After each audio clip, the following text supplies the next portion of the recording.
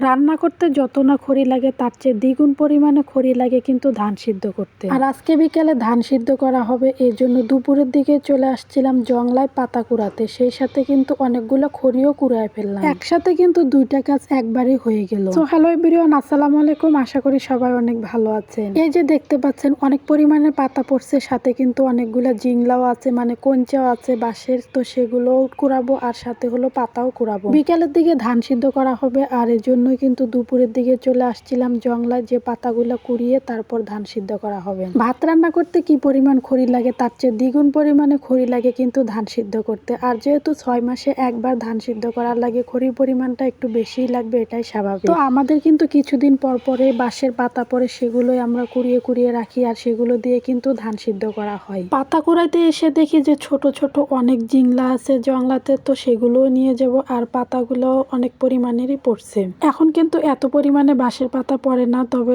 কিছুদিন পরে দেখা যাবে অনেক পরিমাণে পাতা পড়বে, তখন অনেক পাতা জড়ো করা যাবে। আর বসন্তকালে তো সব গাছেরই পাতা ঝরে, তখন অনেক পরিমাণে পাতা জড়ো করা যায়। আবার তো কিছুদিন পরে ধান আসতেছে, নতুন ধান, তখন আবার ওই ধানগুলো সিদ্ধ করা হবে ওই সব পাতা দিয়ে। আমাদের কিন্তু খ্যার দিয়ে ধান কম সিদ্ধ করা হয়, কারণ খ্যার যে পরিমাণে হয় সেই খ্যার দিয়ে কিন্তু গরুর খাবারই হয় না, আবার কিনতে হয় মাঝে মাঝে, এই জন্য আমাদের পাতা দিয়ে ধান সিদ্ধ করতে হয়। তো এক সাইডে কিন্তু পাতা আমার ঝাড়ু দেওয়া শেষ হয়ে গেছে, আর এই পাশ দিয়ে দেখি যে জিংলাগুলো শুকনা শুকনা আছে, জিংলাগুলো ঘরে নিয়ে রাখবো। বাড়িতে যদি বাঁশের জাত থাকে তাহলে কিন্তু খড়ির অভাব হয় না, পাতা পাওয়া যায়, এরকম জিংলা পাওয়া যায়, আরো কত ধরনের যে খড়ি পাওয়া যায়, একদমই খড়ি কিনতে হয় না। এই যে শুকনা শুকনা জিংলাগুলা, এগুলো যদি সবগুলো এখন ঘরে নিয়ে রেখে দেয় তাহলে কিন্তু রান্না করতে অনেক সুবিধা হবে। এখন যদি এগুলো ঘরে নিয়ে না রাখি তাহলে হালকা একটু বৃষ্টি হলে কিন্তু খড়িগুলো অনেকটাই পচে যাবে, এজন্য কিন্তু এখন ঘরে নিয়ে রাখাটাই সবচেয়ে ভালো। রান্না করতে গেলে খড়ি যদি না থাকে তাহলে কিন্তু মাথায় একদমই ঠিক থাকে না। আর আমরা যেহেতু গ্রামে রান্না করি, আর আমাদের ম্যাক্সিমাম রান্নাই কিন্তু খড়িতেই করা হয়। আমার কাছে আবার খড়ি জোগাড় করতে বেশ ভালোই লাগে। রাঁধুনির কিন্তু খড়ি